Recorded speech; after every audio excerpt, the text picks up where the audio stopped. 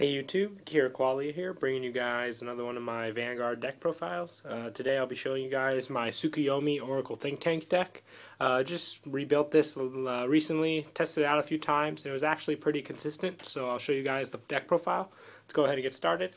Pretty much the starter, you gotta use Godhawk Ichibiyoshi. This card, like all the Tsukuyomi ride chain, makes you check the top 5 cards of your deck before your ride phase.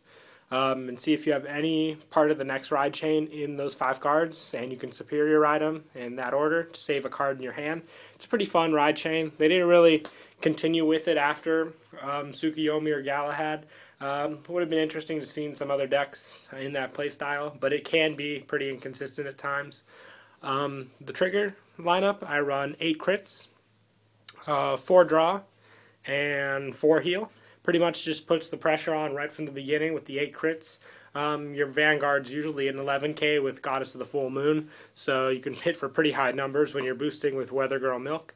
For grade 1s, I run 4 Goddess of the Crescent Moon, Tsukuyomi. She's the beginning part of the ride chain. She also has the check top 5 effect that you use to search for Half Moon Goddess. I also use 4 Oracle Guardian Gemini. It's an 8k, grade 1, can't go wrong with it. Really puts that power for boosting. And I also run 4 Perfect Guards, Battle Sister Chocolate, pretty much just for protection, easy to draw. Also 2 Weather Girl Milks, pretty much the Vanguard booster. If you have 4 more cards in your hand, it's a 10k. So like I said, you could be hitting for 21,000 with Goddess of the Full Moon. Like to run 2, just so I can be sure to get a copy of her. And the thing about this deck, you can make full rotation pretty easily by constantly putting cards in the bottom of the deck. Just got to remember how many you put down each time so you can get the triggers you put in the first rotation. For grade 2s, I run 4 Goddess of the Half Moon Tsukuyomi. Pretty much with this card, it has the same effect of checking the top 5 for Goddess of the Full Moon, and it also has the ability when it's placed down, if you have Godhawk Ichibiyoshi and Crescent Moon in your soul, you soul charge 2. Having 6 cards in your soul is what Full Moon Goddess goes off of, so that really sets up because you're only 1 card off of having 6 cards, which you can get with Psychic Bird or with Oracle Guardian Red Eye, which I run 4 of.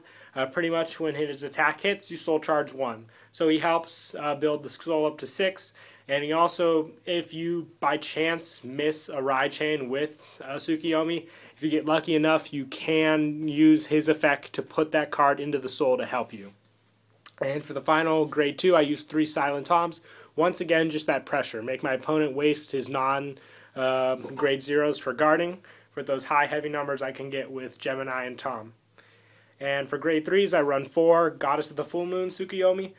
Pretty much with her, she's draw power. I have 6 cards in the soul. I counterblast 2, draw 2 cards, place 1 card in my hand into the soul. So once again, if I have her sitting at a 9k and I have Half Moon Goddess in my hand, I can use that ability to get her in the soul that way.